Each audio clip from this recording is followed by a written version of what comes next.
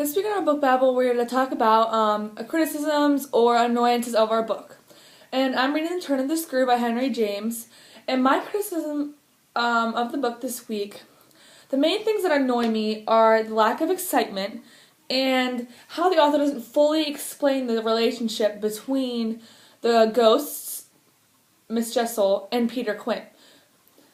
First of all, lack of excitement. It just feels like the same things have been happening over and over, and it's like kind of like the same cycle.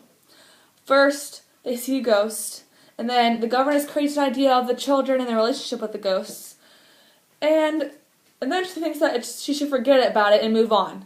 But then it starts up again when she sees the ghosts again. And then it just gets very boring, and it's very same cycle, and we don't really know if her assumptions are logical, which kind of drags away from the actual point of the book.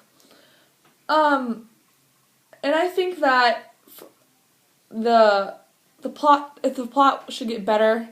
Similar events shouldn't happen so often, and that would kind of make it more interesting and more exciting and build more suspense, because it was suspenseful tone at the beginning, and it's kind of lost it now because I feel like it's a lot of repetition.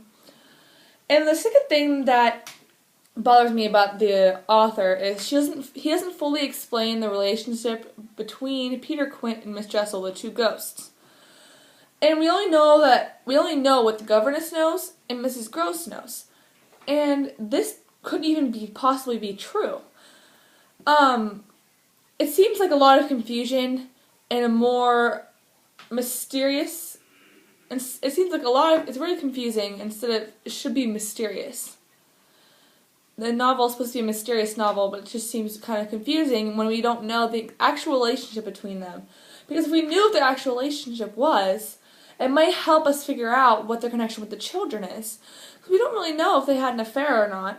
I mean, we can only take their word for it, but who's to say that the governess isn't crazy? We kind of think she's crazy sometimes anyways when she makes her connections with the children and the ghosts.